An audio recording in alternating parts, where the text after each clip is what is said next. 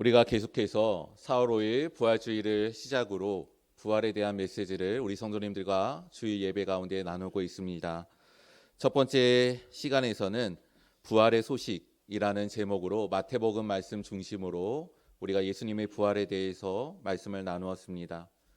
예수님의 그 부활은 예언된 대로 이루어진 것이고, 따라서 부활하신 예수님의 말씀은 새로운 예언과 말씀으로서 우리에게 전해지는 바, 우리는 그 말씀에 순종하여 예언이 성취되기를, 또 그 명령이 이루어짐으로 왕이신 예수 그리스도의 권위가 나타나기를 소망하며 살아야 됨을 말씀드렸습니다. 그리고 또한 부활은 우리들의 삶에 무서움을 쫓아내고 기뻐하라라는 말씀 가운데 우리에게 큰 기쁨을 주는 은혜임을 바라봅니다. 또 지난 주일에는 믿음으로의 부름에 대해서 말씀을 드렸습니다. 엠마오로 가는 두 제자, 누가복음 말씀을 중심으로 살펴보게 될 때 그 부활을 바라보고 부활로 이루는 그 믿음은 무엇인가? 부활이라는 그 진리의 정점을 찍게 하신 하나님의 그 말씀 가운데 우리는 믿음으로 오가며 그것을 채워가고, 그리고 나의 열심이 아니라 하나님의 열심으로 전환되는 것을 의미함을 말씀드렸습니다. 또한 그 믿음은 그 진리에 대해서 아는 것만이 아니라 우리가 섭취하고 일체를 이루고 그리스도와 함께 연합함을 이룸으로 말미암아 우리들의 삶들 가운데, 내 존재 가운데 적용되어지는 믿음의 요소임을 또한 함께 나누었습니다. 오늘은 그 세 번째 시간으로 새 사람, 새 삶이라는 제목으로 부활에 대해서 함께 생각해 보고자 합니다. 예수님께서는 부활을 통하여서 우리를 구원하셨습니다. 그 구원을 받은 성도로서 이 세상의 삶을 살아간다는 것이 어떠한 믿음이어야 되며, 또한 그 믿음 가운데 어떠한 삶을 살아가야 되는 것인가, 오늘 말씀 가운데 나누며 우리들이 그 믿음 가운데 서는 귀한 축복이 있기를 간절히 바랍니다. 오늘 말씀을 보게 될 때 요한복음의 말씀 속에 예수님께서 제자들을 세 번째 찾아갔다라고 하시는 부분을 읽게 됩니다. 그리고 이 말씀은 우리가 여러 가지 모양으로 잘 알려져 있는 말씀이기도 합니다. 먼저 살펴볼 것은 이제 베드로와 제자들이 예루살렘에서 갈릴리로 이동을 한 것이죠. 일정의 시간들이 지나서 그들이 어느 곳으로 가게 될까? 3년의 시간 동안에서는 예수님께서 이쪽으로 가자, 건너가자, 저 동네로 가자, 그 인도하심을 쫓아서 그대로 이동을 해왔었습니다. 하지만 이제 예수님이 계시지 않는 그 상황 가운데 이제 제자들은 어떠한 삶을 살아가야 될 것인가, 그 방향과 목적에 대해서 그 선택의 기로에 놓이게 되었습니다. 그때 베드로와 제자들은 갈릴리로 향하게 되죠. 그리고 오늘 말씀에 보게 되면 그 본문 앞에 내가 물고기를 잡으러 간다라고 하는 그 베드로의 자조적인 언행까지도 있게 되는 것을 보게 됩니다.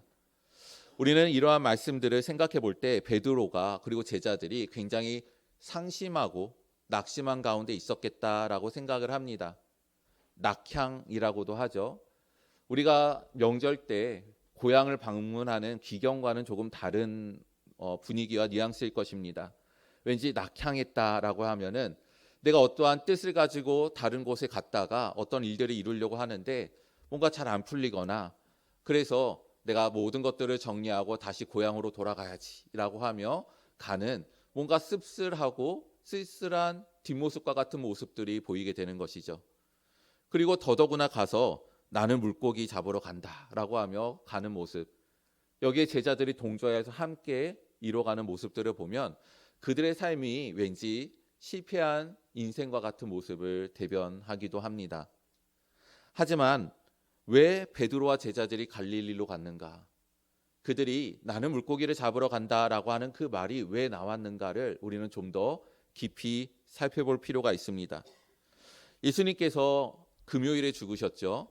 토요일에는 온전히 무덤 가운데 계셨습니다. 그리고 안식 후 첫날인 오늘로 치면 주일, 그 미명에 이미 부활하신 것을 여인들을 통하여서 전해지게 됩니다.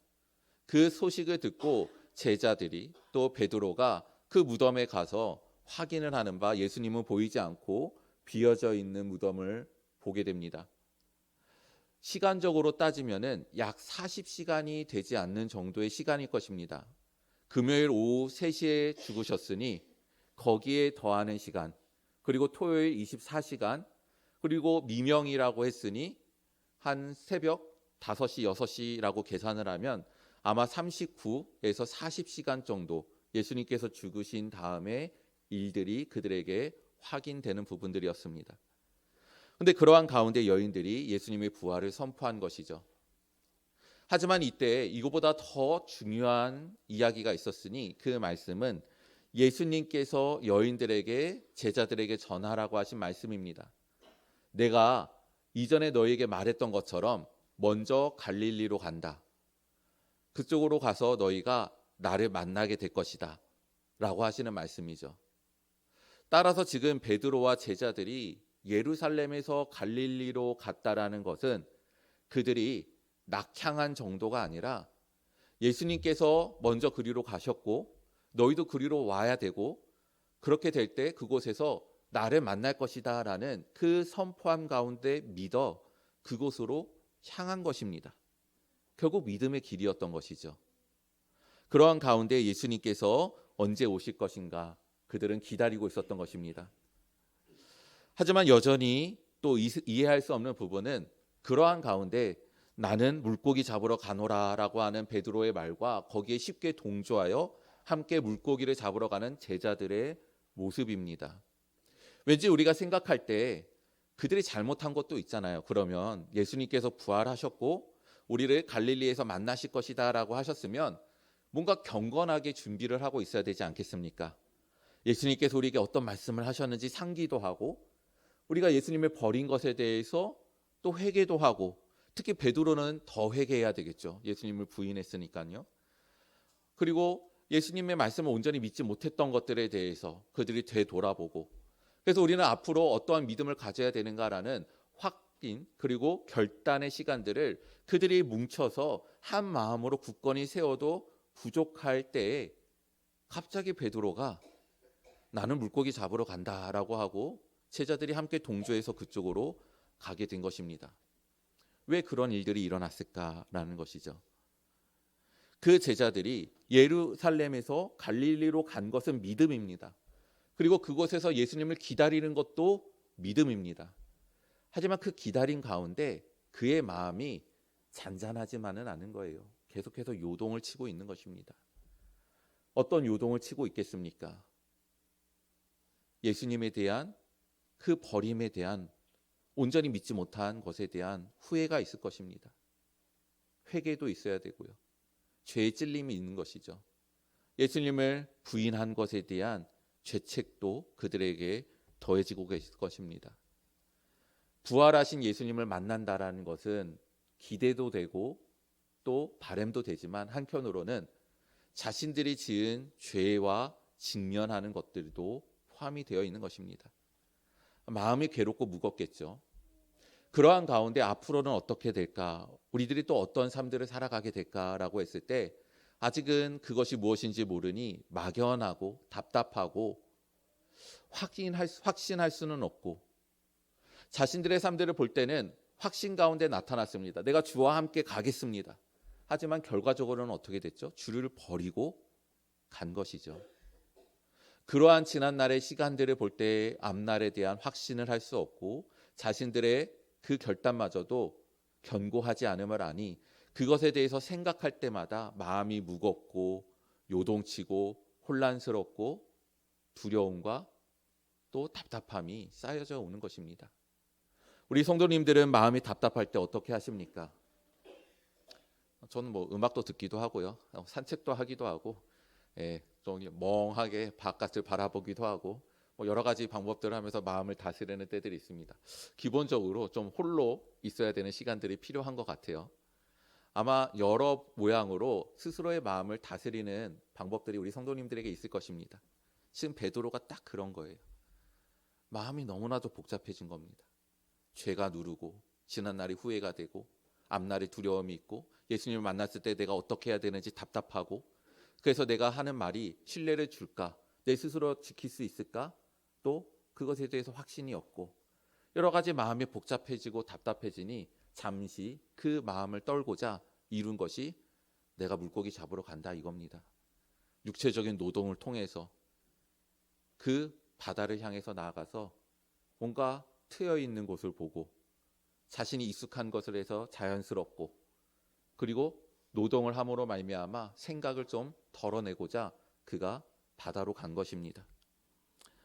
그러한 가운데 예수님께서 찾아오시고 만나게 되는 것을 봅니다. 우리가 다시 한번 베드로를 생각해 보길 원합니다. 베드로는 어떤 사람입니까? 되게 선이 명료한 사람이에요. 고민하지 않습니다. 마음에 일어나는 그 열정, 그 생각을, 뜻을 그대로 표현하고 행동하는 아주 직선적인 사람이다라고 보여지는 것이죠. 예수님께서 물 위를 걸어오세요. 나도 물 위를 걷고 싶어서 요청하고 배 위에 내리는 사람입니다. 예수님의 영광의 모습을 봤더니 너무 좋아서 우리가 여기다가 초막 3개 짓고 여기서 영원히 삽시다라고 이야기하는 사람입니다. 예수님께서 내가 이제 십자가에 달려서 고난을 받고 죽어야 된다라고 했더니 예수님을 꾸짖고 나서면서 그런 일이 절대로 일어날 수 없습니다라고 가로막던 사람이 바로 베드로입니다. 아주 선이 분명한 사람이에요. 열정이 있고. 근데 이 예수님의 죽음의 과정을 통하면서 그가 호언당담했던 다른 사람들은 다 버려도 나는 버리지 않습니다 라고 했던 그 베드로가 예수님을 부인한 거죠. 그 이후에 베드로의 모습이 어떻습니까? 분명했던 선이 사라졌습니다. 자신감이 상실된 거예요. 자신이 어떻게 뭘 해야 될지를 모르는 사람이 되어버렸습니다. 그 답답한 가운데 결국 내뱉은 말이 물고기나 잡으러 간다는 것입니다. 무엇이 그를 멈추지 못하고 거기까지 가게 만들고 있는가? 그런데 그러한 그가 다시 돌이키는 놀라운 역사를 이루게 됩니다. 오늘 본문의 말씀을 이유로 우리가 생각하고 떠올리는 베드로를 한번 생각해 보십시오. 어떤 모습입니까? 예수의 이름으로 내겐 금과 은도 없지만 내게 있는 그 유일한 이름으로 내가 너에게 명하노니 너는 일어나라. 담대하게 말하는 자입니다. 종교 지도자들 앞에서 예전에는 도망갔었으나 예수 그리스도의 복음에 대해서 담대히 선포하는 자로서 바뀐 그러한 베드로의 또 직선적이고 열정적이고 분명한 선을 가진 모습을 우리는 이후에 보게 됩니다. 바로 오늘 본문 예수님을 만나면서 그러면서 그가 다시 그의 본연의 모습, 이후에 더 견고한 모습으로 바뀌게 되는 것을 보게 되죠. 언제 회복이 될까? 오늘 말씀 7절에 보면은 이렇게 기록이 되어 있습니다. 예수께서 사랑하시는 그 제자가 요한이겠죠. 베드로에게 이르되 주님이시라 하니 시몬 베드로가 벗고 있다가 주님이라 하는 말을 듣고 겉옷을 두른 후에 바다로 뛰어내리더라. 이게 물고기 잡느라 거추장스러운 걸 벗어 던진 겁니다. 그러니까 노출질 황자가 있는 것이 아니라 그런 거예요. 근데 주님이시라라는 얘기를 들으니까 옷을 서둘리 챙겨 입고 바다로 뛰어들죠. 어떤 것이 연상이 되십니까? 예수님이 나를 보신다. 부끄럽다. 아, 내가 바다에 뛰어들어서 숨어야 되겠다. 이런 모습입니까? 아닙니다. 지금 그 배는 예수님의 말씀에 따라서 그물을 다시 내렸더니 어떻게 됐어요? 153마리라는 매우 많은 물고기를 잡았습니다. 그 물고기가 지금 어디에 있습니까? 그물에 있어서 배에 올려지고 있는 거잖아요. 그러면 그 배의 무게가 매우 무거워졌겠죠. 주님이시다라고 해서 그를 보는데 그래서 예수님께로 가야 되는데 그 무거워진 배를 저어서 예수님께 가기란 쉽지 않은 겁니다. 그러니 베드로의 선택은 무엇일까요? 바다로 뛰어든 거예요. 이 거리가 약 100m가 됩니다. 베드로는 그게 문제가 되는 것이 아닙니다. 내가 잡은 물고기 100m의 거리 밤새도록 했으나 지친 내 육신 아무것도 생각이 없는 거예요. 예전에 마치 물에 빠지면 어떻게 하나, 내가 이렇게 했는데 저렇게 되면 어떻게 되나 생각하지 않고 오직 주님만 바라보고 너무나도 단순 명료하게 선을 그으며 나아갔던 그 모습이 지금 주님이시라 그 말씀 하나에 그가 다시 살아나는 것입니다. 그 모든 요건들과 생각들을 다 뒤로 하고 주님이 저기 계시니 내가 가장 빨리 가는 방법을 선택한 것입니다. 물에 뛰어든 거예요. 헤엄쳐서 그 100m를 가서 내가 예수님을 만나겠다라는 것입니다. 그것이 그 안에 부활하신 예수님을 만남으로 회복되기 시작하는 하나님의 은혜요, 그의 모습이었습니다. 부활이 없는 믿음이란 그렇습니다. 부활이 없는 믿음이란 껍데기입니다. 그 어떤 것들도 우리에게 알곡이 되지 못해요. 생명력이 없습니다. 그러니 우리에게 어떠한 유익함과 기쁨과 소망을 주지 못합니다. 부활이 없는 믿음, 부활이 없는 삶, 우리에게는 껍데기밖에 되지 않습니다. 우리의 올해의 표어가 예수 안에서 선한 일을 하는 교회, 그 교회는 성도를 뜻한다고도 말씀을 드렸습니다. 에베소서 2장 10절의 말씀을 근거로 우리가 기도하며 그런 교회와 성도가 되기를 소망하고 있습니다. 근데 이 에베소서 2장 10절에 이르기까지 그 앞서서 여러 가지 말씀들이 기록이 되어 있습니다. 에베소서 2장 1절에 그는 허물과 죄로 죽었던 너희를 살리셨도다. 5절에 허물로 죽은 우리를 그리스도와 함께 살리셨고, 6절에 또 함께 일으키사 그리스도 예수 안에 함께 하늘에 앉히시니. 우리 안에서 어떠한 선한 일들이 일어날 수 있습니까? 우리가 어떻게 선한 그 일들을 이루는 존재가 될 수 있습니까? 예수 그리스도의 부활, 그리고 그 부활과 함께 살아난 자로서의 우리의 부활이 없이는 아무것도 일어나지 않는 것입니다. 그것이 분리가 되지 않습니다. 여기서 말하는 선한 일이라는 것은 무엇인가? 우리가 단순히 헐벗은 자를 입혀줍니다. 굶주린 자를 먹여주고요. 내 재산을 나누어줘서 그 가운데 귀한 은혜를 이루는 것, 그것도 선한 일입니다. 하지만 성경이 말하는 그보다 더 근본적인 선한 일이라는 것은 무엇이냐면 예수님께서, 하나님께서 우리를 창조하시고 우리에게 계획하신 그 본연, 이루시고자 하시는 그 영광, 완성된 그 본연의 모습들이 갖추어져 가고 이루어져 가는 것이 그 선함이라는 것입니다. 그것이 하나님께서 예수 안에서 우리를 이루는 선함의 방법이고 뜻이에요. 그것을 이루기 위해서 예수를 통하여서 우리를 부활시키시는 것입니다. 우리가 죽음 이후의 부활을 통해 천국으로 가죠. 근데 천국의 모습이 과연 어떨까요? 만일 우리들의 이 생에서의 마지막 모습으로 천국을 간다라고 하면은 천국의 모습이 과연 어떻겠습니까? 다 허리가 굽어 있고 지팡이 쥐고 있고 아이고 이러면서 이제 앉을 자리 찾게 되고, 어떤 사람은 조금 사고를 당해서 왔으면 피도 흘리고 있고 오랜 지병 가운데, 고통 가운데 쪼그라져 있고, 그런 모습으로 천국에 가겠습니까? 그럼 그곳이 천국이겠어요? 아니죠. 우리가 부활되어서 천국으로 간다는 것은 하나님께서 우리에게 계획하시고 뜻하신 가장 아름답고 완성된 영광의 몸으로 새롭게 만드시고 탄생시키셔서 그 새 사람을 힘입어 그곳에 들어간다는 것입니다. 우리들의 가장 영화스러운 모습은 바로 그곳에 있는 것입니다. 우리는 부활을 소망한다라고 했을 때 새 사람의 영광도 소망하면서 나가야 되는 것입니다.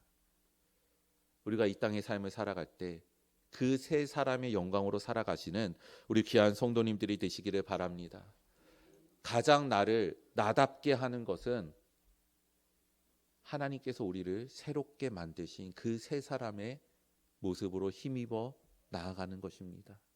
베드로가 그렇게 회복이 되어 그의 삶이 견고히 세워져 가는 것처럼, 그가 위대한 사도였기 때문에 선한 자가 아니라 하나님께서 그를 선함으로 만드시고 새롭게 이루셨기 때문에 그가 그 일을 감당하게 된 것입니다. 우리 사랑하는 성도님들, 하나님께서 우리에게 부활을 주셨습니다. 지금 우리는 그 부활 가운데 살고 있는 것입니다. 새 사람의 영광과 그 모습으로 이루어 가시는 우리 귀한 성도님들이 되시기를 바랍니다. 두 번째로 부활은 새 사람으로서의 또 강조가 있음을 또한 다시 한번 보게 됩니다. 중요한 것은 말씀을 통하여서 진리를 알고 듣는 것도 중요하지만 그것이 내게 적용이 되는 게 중요합니다. 베드로는 예수님이 부활했다라는 소식을 여인들을 통해서 이미 들었어요. 비어진 무덤을 보고 알았습니다. 믿었기 때문에 갈릴리로 간 거죠.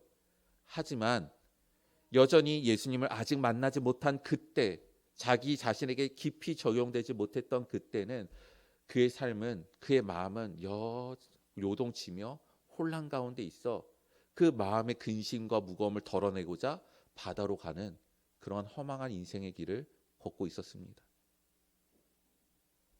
진리가 내 안에 적용이 돼야 되는 것입니다. 말씀드렸던 것처럼 내가 부활을 했다라는 것은 새 사람이 됐다라는 것이고, 새 사람이 됐다라는 것은 내게 새로운 존재, 새로운 삶이 시작이 됐다라는 것을 뜻하는 것입니다. 근데 이 과정은 쉽지가 않아요. 한편으로는 너무나도 아름다운 추억과 같은 일입니다. 예전의 일들과 너무나도 유사하잖아요. 물고기를 잡고 있는데 아무것도 잡지 못했습니다. 근데 예수님께서 오셔서 저쪽에다가 그물을 내려봐라. 내렸더니 많은 물고기를 잡았습니다. 예수님이 우리를 그렇게 찾아오셨었지. 내가 그 앞에 무릎을 꿇었었지. 예수님께서 나를 제자로 삼으셨지. 내가 새로운 삶을 살게 됐지. 아름다운 일들이었죠. 하지만 우리가 새 사람으로 적용되고 정말 내가 새 사람으로 살아간다는 것은 우리 안에서도 결국 무시하고 지나칠 수 없는 죄를 지나가는 것입니다. 오늘 말씀의 그 집요함이 그 말씀 가운데 보게 됩니다. 9절에 보면 예수님께서 제자들을 기다리고 계신데 어떻게 기다리고 계시죠? 숯불을 피우고 조식을 준비하시며 이쪽으로 와서 불을 쬐어라라고 말씀을 하셔요. 근데 이 숯불이라는 단어가 요한복음에서 또 한 번 쓰인 적이 있습니다. 요한복음 18장 18절의 말씀입니다. 예수님께서 잡혀가시고 대제사장 그 장인의 그 뜰에 있으실 때 베드로가 예수님을 쫓아가죠. 불을 쬐면서 있을 때 사람들이 그에게 물어봅니다. 너도 그의 제자지? 아닙니다. 아니야, 내가 너를 봤어. 나는 그와 상관이 없습니다. 성경은 또한 뭐라고 합니까? 예수를 저주하고 모욕함으로 부인했다 라고 기록을 하고 있습니다. 베드로가 지금 거기에 서는 것입니다. 그 숯불이 그가 예수님을 부인했던 그 불가로 인도하고 예수님을 3번 부인했던 그 말이 대답을 예수님께서는 요한의 아들 시몬아, 내가 나를 사랑하느냐? 예수님은 집요하게도 그 죄에 대한 부분들을 직면시키는 것입니다. 예수님이 잔인해서가 아니에요.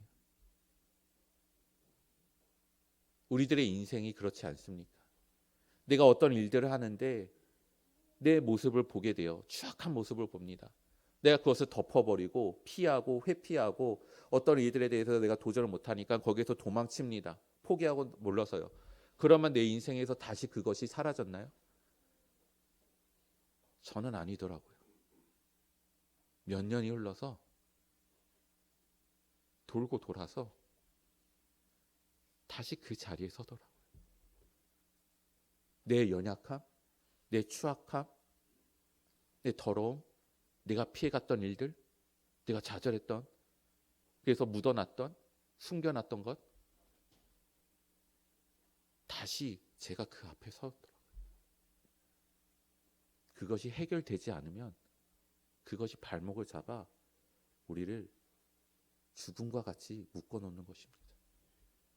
예수님께서는 그것을 끊어내게 하시기 위해서 직면을 시키시는 거예요. 이것을 해결하라는 것입니다. 그런데 그가 해결하는 게 아니죠. 내가 나를 3번 부인하리라. 그 말씀과 함께 예수님께서 그에게 말씀하셨습니다. 내가 너를 위하여서 기도하였다. 너는 돌이킨 후에 내 형제를 굳건히 세우는 자가 되라.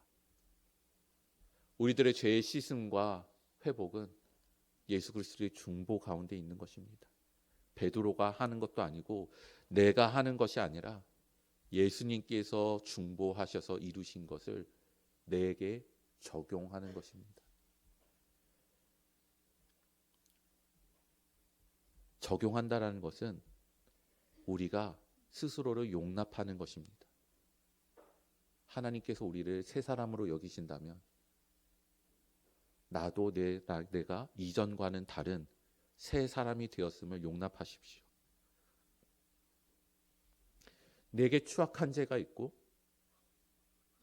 내게 여전히 그 죄의 흔적이 있고 나를 올망매고 있어도 하나님께서 나를 용서하셨다고 한다면 그 십자가에서 나의 죄를 사하셨다고 하셨다면 그 진리에 믿어 용납하십시오. 그것이 바로 새 사람의 삶입니다. 왜 스스로 나의 재판관이 되려고 하십니까?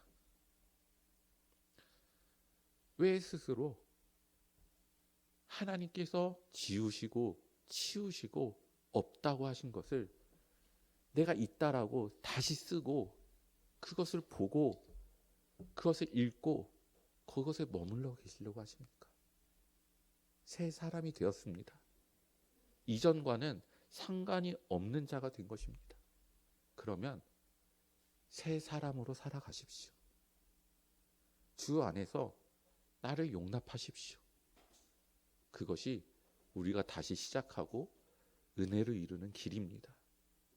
하나님께서 이루신 그 은혜를 주님 앞에 나아가시는 우리 귀한 성도님들이 되시기를 바랍니다. 세 번째로 우리는 새 삶을 살아갑니다. 새 사람이라면 새 삶을 살아가야 됩니다. 변화되는 삶이에요. 베드로를 보십시오. 아까도 말씀드렸던 것처럼 다른 이는 안중에도 없는 사람이에요.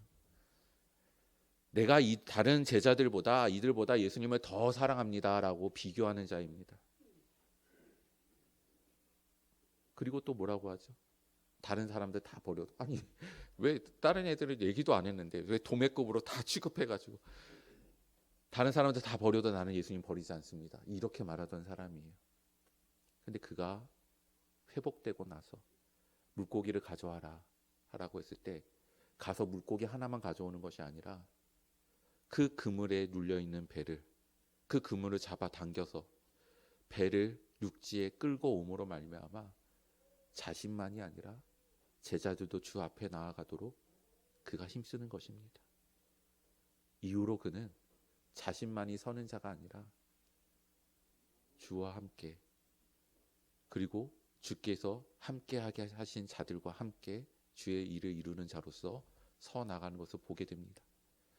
하나님은 우리를 구원하실 때 개인으로 불러 구원을 하십니다. 하지만 신앙생활은 교회 안에서 이루게 합니다. 따라서 성도는 교회는 내가 다녀도 되고 아니고 되는 것이 아니라 선택의 대상이 아니라 반드시 그 안에서 이루어야 될 믿음과 신앙의 자리입니다.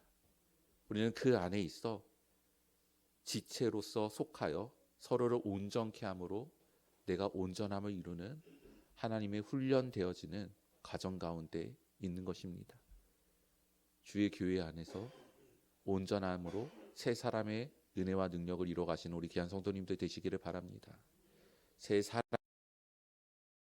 사람으로서의 삶을 살아가되 하나님의 은혜와 능력 가운데 이뤄가야 될 것입니다. 오늘 말씀을 이제 마칩니다. 제가 설교문을 쓰는데 먼저 이제 메모를 하고 그거를 열심히 태고를 하고 마지막 순간에 이제 워드 작업을 해요.